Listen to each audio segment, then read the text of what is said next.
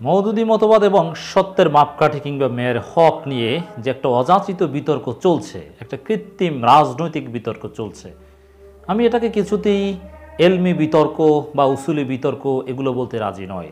এটা সর্বোচ্চ লফজি বিতর্ক এবং যার মেইন ডাইমেনশন হচ্ছে পলিটিক্যাল ডাইমেনশন, পলিটিক্যাল ডিবেট চলছে। তাতে আমি দেখতে পাচ্ছি, ইটস মাই ওন অবজারভেশন, যে জামাত শিবির এবং মওদুদি মতবাদের পক্ষে যারা কথিত মওদুদি মতবাদ বলতে তো আলাদা কিছু নেই, কিন্তু যারা মওদুদি মতবাদ বলে কিছু আসে বলে স্বীকার করে, তাদের ভাষায় মওদুদি মতবাদ যা, সেটাই লাভবান হচ্ছে নানান দিক থেকে। এই বিষয়টা অত্যন্ত গুরুত্বপূর্ণ, মজার একটা বিষয়। দর্শক, এটা একেবারেই স্বাভাবিক। দেখেন, মাওলানা মওদুদির বিরুদ্ধে এখন যেটা এই যে কিছু বাচাল মুফতি বা বাচাল কৌমি ছোট ছোট হুজুর তারা যে বলছে, এরা তো সেই আকাবেরদের তুলনায় চুনোপুটি। হোসেন আহমদ মাদানি, এমনকি জাস্টিস আল্লামা তাকি ওসমানী মাওলানা মওদুদির বিরুদ্ধে কলম ধরেছেন। যুগ শ্রেষ্ঠ কৌমি আলেমরা, যাদের কৌমি বলয়ের বাহিরেও বিশাল গ্রহণযোগ্যতা ছিল, জামাত মহলেও গ্রহণযোগ্যতা আছে, যেমন তাকি ওসমানীর গ্রহণযোগ্যতা জামাত শিবিরের কাছেও অসামান্য। তো এইরকম সর্বজন শ্রদ্ধেয় আকাশচুম্বী জনপ্রিয়তা, ওয়ার্ল্ড ওয়াইড পপুলার বড় বড় কৌমি আকাবির, তারা মাওলানা মওদুদির বিরুদ্ধে বা মওদুদি মতবাদের বিরুদ্ধে নানান বিষয়ে কলম ধরেছে, লিখেছে, বক্তব্য দিয়েছে। তাতেই বা কী হয়েছে? তাতে কি জামাত শিবির বেড়েছে না কমেছে? তাদের অগ্রযাত্রা কি মোটেও ঠেকেছে না বেড়েছে? মওদুদি মতবাদ চর্চা, মওদুদিকে স্টাডির পরিমাণ বেড়েছে না কমেছে? সব কিছু বেড়েছে। দিন যত সামনে যাচ্ছে আমরা তো দেখতে পাচ্ছি জামাত ইসলাম, ইসলামী ছাত্র শিবির বৃদ্ধি পাচ্ছে, মাওলানা মওদুদিকে নিয়ে স্টাডির পরিমাণ বৃদ্ধি পাচ্ছে এবং তাকে বেশি বেশি চর্চা করছে। শত চেষ্টা করেও, সব ধরনের প্রপাগান্ডা, জুলুম নির্যাতন করেও সরকার বা রাষ্ট্রশক্তি জামাত শিবিরকে দুর্বল করতে পারেনি, নিঃশেষ করতে পারেনি, বরং পলিটিক্যালি তারা মর্যাদার সাথে শক্তি নিয়ে টিকে আছে। যেটা এই বিতর্কেও দৃশ্যমান হচ্ছে যে কী পরিমাণ মানুষ, তরুণ প্রজন্ম, শিক্ষিত সমাজ মাওলানা মওদুদির পক্ষে। তা এখন সেই বড় বড় আকাবিররাই তেমন কিছু করতে পারেনি, আর এই ধরনের চুনোপুটি বাচাল মুফতিরা কি এমন করবে? তাদের বক্তব্যের কি এমন তাসির রয়েছে সমাজে? কোনো প্রভাব নেই। এর মানে এই সত্যের মাপকাঠি নিয়ে বিতর্ক বা মওদুদি মতবাদ নিয়ে বিতর্ক, এতে সমাজে বা মুসলিম মননে, তরুণ প্রজন্মের মননে আলাদা কোনো তাসির সৃষ্টি এই বাচাল মুফতিরা করতে পারেনি। অতএব এটা জামাত শিবির একটা লাভ। তা লাভটা কোন জায়গায় আরেকটু স্পেসিফিক বলি। মূলত আপনি দেখবেন যে মাওলানা মওদুদির নাম, এটা জামাত শিবির গত 5 বছরে যে কয়বার নিয়েছে পাবলিক স্পেয়ারে, কৌমি হুজুররা, কৌমিরা তার সমালোচনা করতে গিয়ে তার কয়েকশো গুণ বেশিবার নিয়েছে। অতএব মাওলানা মওদুদিকে প্রাসঙ্গিক রেখেছে, আলোচ্য বিষয় করে রেখেছে, এবং সবাই তো আর অন্ধ অনুসারী নাই কৌমিদের মতো যে আকাবিররা যা বলবে ওটাই সত্য। আসলে সত্যের মাপকাঠি তাদের কাছে আকাবিররা, তারা যেটা বলবে ওইটাই।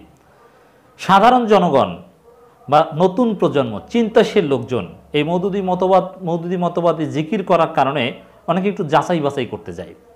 আর যাচাই বাছাই যে করতে যায়, সে মাওলানা মওদুদির বলয় থেকে বা মওদুদি মতবাদ থেকে আর ফিরে আসতে পারে না। এই জন্য কওমি শিক্ষার্থীদের জন্য মাওলানা মওদুদির কেতাব পড়া নিষেধ। মাওলানা আব্দুস শহীদ নাসিম তিনি একটা কথা বলেছেন, মাওলানা মওদুদির বড় সফলতা হচ্ছে তার বই যারা পড়ে সমালোচনার উদ্দেশ্যে বা যেভাবেই হোক না কেন, তার পক্ষ হয়ে যায়, এটা আকৃষ্ট হয়ে যায়, ইমপ্রেসিভ হয়ে যায়, ইমপ্রেসড হয়ে যায়। এটা হচ্ছে একটা বাস্তবতা। তা আসলে কিছুটা হলো আমি নিশ্চিতভাবে বলতে পারি, এবং এরকম কয়েকজনের সাথে কথাও বলেছি যে মাওলানা মওদুদি সম্পর্কে তেমন জানতেন না, অথবা সত্যের মাপকাঠি আকিদার সম্পর্কে, এটা যে কোনো আকিদার একটা চ্যাপ্টার, এই বিষয়ে কোনো ধারণাই ছিল না। কিন্তু পরবর্তীতে যাচাই বাছাই করে দেখলেন যে না, মাওলানা মওদুদি যেটা বলেছে সেটাই তো ঠিক। সত্যের মাপকাঠি তো কোরআন সুন্নাহ, সাহাবীরা সত্যের মাপকাঠিতে উত্তীর্ণ। এই যদিও সত্যের মাপকাঠি বিতর্কে জামাত এবং কওমিদের মধ্যে কোনো পার্থক্য নাই, উভয়ই সেই মাকিদাই লালন করে, যা শব্দগত বা সংজ্ঞাগত ইখতিলাফ, যেটাকে রাজনৈতিক রূপ দেওয়ার চেষ্টা করছে। তাহলে দর্শক, এই সত্যের মাপকাঠি এবং মওদুদি মতবাদ বিতর্কের ফলে মওদুদি রহমতুল্লাহ আলাইহির চিন্তা দর্শন সমাজে আরও বেশি ছড়িয়ে পড়ছে, তাকে নিয়ে স্টাডি হচ্ছে, তার বই পড়ছে। আপনি খোঁজ খবর নিয়ে দেখেন যে এই যে বিশেষ করে খেলাফত ও মুলুকিয়াত যে কিতাবটা, এটা কিছুটা হলো এই সত্যের মাপকাঠি এবং মওদুদি মতবাদ নিয়ে কওমি মাদ্রাসায় যে প্রশ্ন করা হয়েছিল সেই প্রশ্নের পর বেড়েছে। জামাত শিবিরের লোকজন যারা আগে ভালোভাবে পড়েনি, এবার একটু দেখি পড়ে কি আছে এত কথা, এবং সাধারণ জনগণ বা যারা অবজারভার নিরপেক্ষ কওমি আলেম ওলামা কওমি শিক্ষার্থীদেরও একটা অংশ তার কেতাব পড়ে তারপরে পড়া শুরু করেছে, বা পিডিএফ নামিয়ে গোপনে হলেও পড়ার চেষ্টা করছে যে আসলে কি আছে এত কথা বলে জামাত শিবিরের লোকজন এত করে বলে সব মিথ্যা অমুক তমুক, যে আসলে কি আছে। এই যে সাহাবীদের মর্যাদা বিষয়ে মাওলানা মওদুদী রহমতুল্লাহের দুইটা কেতাব, এই কওমিরা এই সত্যের মাপকাঠি নিয়ে বিতর্ক তৈরি করার পর সেই কেতাবটার প্রচারণা বেড়ে গিয়েছে, এবং সেই কেতাব নামিয়ে অনলাইনে বা অফলাইনে কিনে পড়া শুরু করেছে। তো এটাই তো একটা লাভ। এবং মূল যে বিষয়টা দেখেন, মজার একটা বিষয় আপনাদেরকে বলি, মাওলানা মওদুদী রহমতুল্লাহ আলাইহি খেলাফত ও মুলুকিয়াত যে কেতাবটা লিখেছেন, মূলত ওই কেতাবের উপর ভিত্তি করেই তো তাকে সত্যের মাপকাঠি থেকে খারিজ করে দেওয়া হয়, বা আহলে সুন্নাত ওয়াল জামাত থেকে খারিজ করে দেওয়া হয়, সাহাবী বিদ্বেষী বলা হয়। সেই কেতাবটা আসলে কোন প্রেক্ষাপটে লিখেছিলেন এটা কি কেউ জানেন? আপনারা জানেন না। আসলে আব্বাসী নামের একজন সুন্নি বড় গবেষক আলেম, তিনি একটা কেতাব লিখেছিলেন যেটা সারা জাগিয়েছিল, তোলপাড় তৈরি হয়েছিল 1962 সালের ঘটনা। সেখানে সেই কেতাবে মানে খেলাফতের মানদণ্ডে মুআবিয়া রাদিয়াল্লাহু এবং ইয়াজিদ এই শিরোনামে, মানে ইয়াজিদ এবং মুআবিয়া রাদিয়াল্লাহু আনহুর খেলাফত নিয়ে একটা কেতাব লিখেছিল জনাব আব্বাসী নামের একজন লোক, সুন্নি একজন আলেম, বিশাল গবেষক। সেখানে আলী রাদিয়াল্লাহু এবং আহলে বাইত, বিশেষ করে হাসান হুসাইন রাদিয়াল্লাহু আনহুর সমালোচনা করা হয়েছিল। তা মাওলানা মওদুদী এতে খেপেছে যে আলী রাদিয়াল্লাহু, হাসান এবং হুসাইন রাদিয়াল্লাহু আনহুর সমালোচনা করেছে, তার প্রতিক্রিয়া হিসেবে মাওলানা মওদুদী খেলাফত ও রাজতন্ত্র কেতাব লিখেছে। এখন দেখেন বিষয়টা কি, যে আলী রাদিয়াল্লাহু, হুসাইন রাদিয়াল্লাহু আনহুর বিরুদ্ধে অভিযোগ খণ্ডন করতে গিয়ে কেতাব লিখেছে মাওলানা মওদুদী, তাদের মান সম্মান হেফাজত, আহলে বাইতের সম্মান হেফাজত করার জন্য মাওলানা মওদুদী কেতাব লিখেছে, খেলাফত ও রাজতন্ত্র। এই মূল আলোচনায় নাই এই কওমিরা, তারা সেটার বিরুদ্ধে, তারা এখন মানে কোথায় চলে গিয়েছে দেখেন। তাহলে কি প্রমাণিত হলো? কোনো নিরপেক্ষ গবেষক, নিরপেক্ষ লোক যদি খোঁজখবর নিতে যায়, তাহলে তো তার কাছে স্পষ্ট হবে যে আসলে এই কওমিরা আলী রাদিয়াল্লাহু এবং হাসান হুসাইন রাদিয়াল্লাহু আনহুর বিরুদ্ধে, তারা তাদের ভুল খুঁজে, তারা তাদের প্রতি বিদ্বেষ পোষণ করে, তারা ইয়াজিদ প্রেমী, এরকম একটা ক্যারেক্টার অনেকের কাছে স্পষ্ট হয়ে যায়, একটু খোঁজাখুঁজি করতে গেলেই স্পষ্ট হয়ে যাবে। তাহলে এই কওমিদের জালিয়াতি, সত্যের মাপকাঠি নিয়ে কেন এত বাড়াবাড়ি? এটা কি আসলে ইয়াজিদ প্রেমের অংশ না অন্য কিছু? এই প্রশ্ন অনেকের কাছে আসবে স্বাভাবিকভাবে। তো দর্শক, এইভাবেই কিন্তু মাওলানা মওদুদী রহমতুল্লাহর চিন্তা দর্শন আরও ব্যাপকভাবে ছড়িয়ে পড়ছে, তাকে ঘিরে আরও বেশি স্টাডি হচ্ছে। জামাত ইসলামী, মওদুদী দর্শন, শিবির এগুলো সামাজিক পরিসরে প্রাসঙ্গিক থাকছে, নেতিবাচক প্রচারণার মধ্য দিয়ে এক ধরনের প্রচারণা হয়ে যাচ্ছে।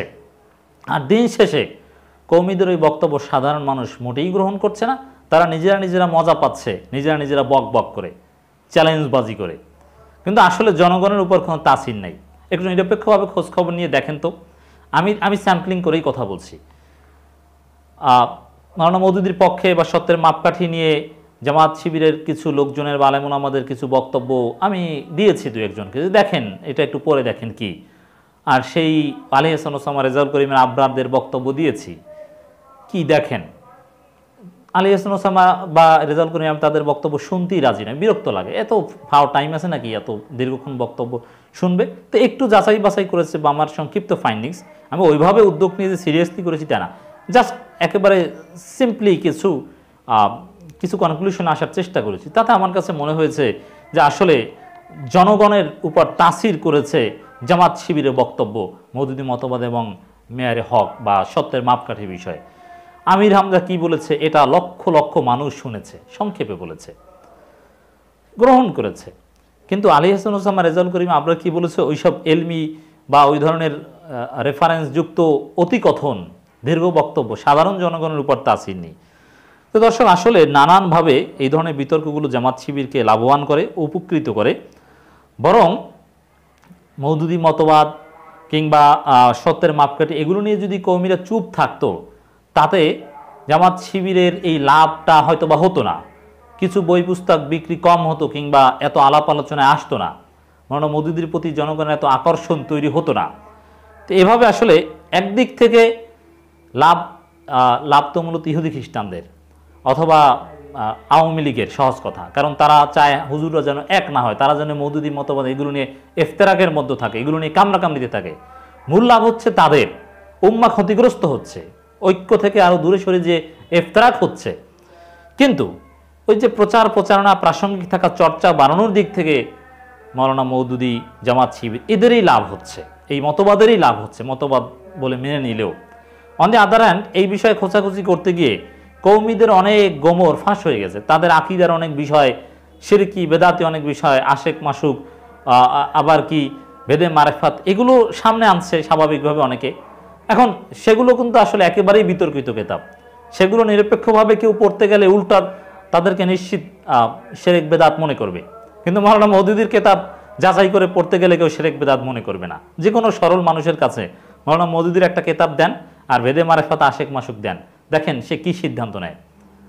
বেদে মারেক, আশেক মাসুক ওগুলোকে চোখ বুঝে শিরক বলবে, আর মাওলানা মওদুদির কিতাব পড়লে নিরপেক্ষ লোক, সে ইমপ্রেসড হবে। তো এটাই হচ্ছে বাস্তবতা। এই মেকানিজম আপনাদেরকে জানালাম দর্শক।